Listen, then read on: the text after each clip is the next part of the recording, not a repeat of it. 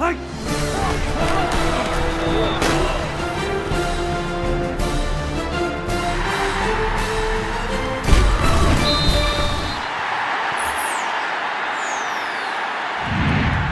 Jenni Carlson here with Gina Mizell. Oklahoma State has defeated Kansas 70-28. We're here at Boone Pickens Stadium. Gina, this was a historic day for the Cowboys, but they came out and gave up a touchdown. What changed after that to turn the tide? Well, they came out and scored, and then the defense just kept forcing turnovers, and it felt like every other second the Cowboys were getting the ball back, and they had so many quick drives. It was that whole quick strike offense that we've come to see from this team, and before you knew it, it was 21-7, 28-7, 35-7, 56-7 by the half, and Brandon Weeden was out of the game before the first half was even over.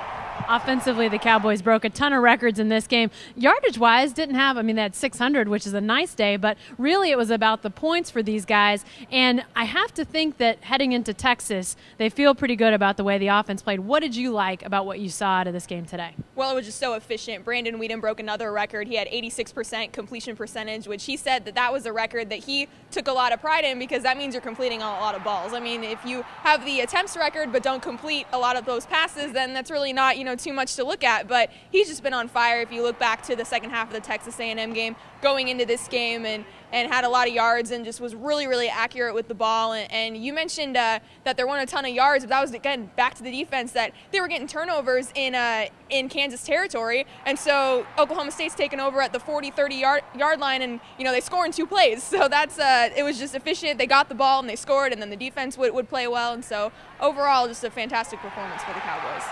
The thing that the Cowboys seemed maybe most excited about in this game was a chance to get some backups in the game.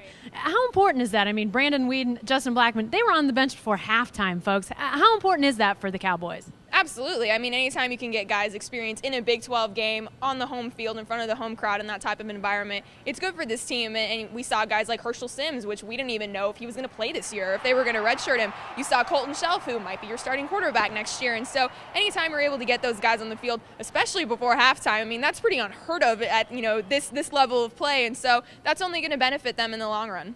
All right, what about Texas? They got to go to Texas next week.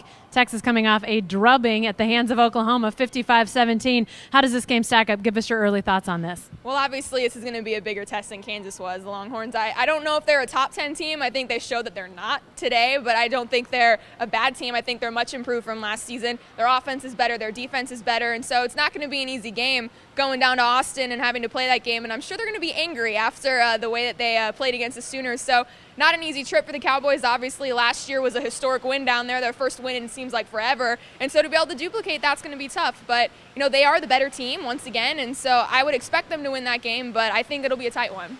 All right. Be sure to stay with the best coverage team anywhere at newsok.com and every day in the Oklahoman.